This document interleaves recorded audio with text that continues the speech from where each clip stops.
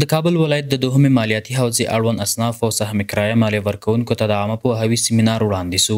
یاد سیمینار چې پکې د اطلاعاتو او عامه پوهاوي امریت د مالیاتو کارپو، د یادې مالیاتي حوزې کارکوونکو او د اصناف او سهم کرایه مالیه ورکوونکو ګډون درلود. د دلوي میاشتې په 24مه نیټه ترسره سو. بسم الله الرحمن الرحیم. تبت یدا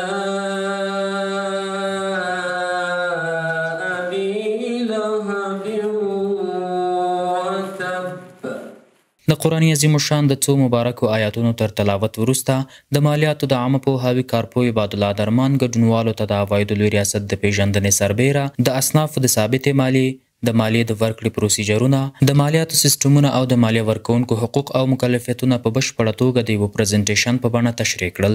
د مالیاتو د ډولونو او له مالیه ورکوونکو څخه د اخیستل شوو مالیاتو د مصرف په اړه هم په دې سیمینار کې ګډونوالو ته معلومات ورکول شول. ښاغلي درمان وویل مالیات د هیواد د اقتصادي پرمختګ لپاره له حقیقي او حکومي اشخاصو څخه اخیستل کیږي. یا د مالی بنسټ د پیاوړتیا په خاطر د حقیقي افرادو او حکومي افرادو د مالیه اخیستل کیږي. در تمام دنیا نرم مالیات دو بخش است، یکی مالیه مستقیم است، یکی مالیه غیر مستقیم است.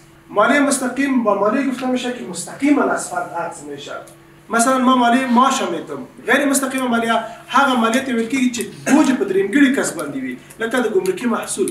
د دوهمې مالیاتي حوزې امیر احمد ضیا صدیقي دا ډول سیمینارونه د مالیې د ورکړې پر پروسې د مالیه ورکوونکو د پوهاوي او د هغوی د ستونزو د حل لپاره اړین بولي او د لا زیاتېدو غوښتنه یې کوي. د مالیاتي حوزو کارمندان دومره په ډیره ظرفیت باندې نه دي چې مثال هم په ساحه کې خلکو ته عامه پوهاوی ورکړي او هم مالیات راجمع کړي. نو که چیرې دغسې پروګرامونه ډیر سي، هم به د خلکو مشکلات حل سي، هم به د مالیاتي حوزو د کارمندانو او د مسؤلینو مشکلات حل سي.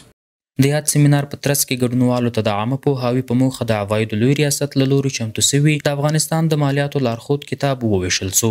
د سیمینار په جریان کې د ګډونوالو پوښتنو ته جوابونه وویل سول او غوښتنې یې د مسؤلینو لخوا یاداشت سوې ترڅو له اړوند مشرانو سره د راتلونکو اقداماتو لپاره شریکې سي.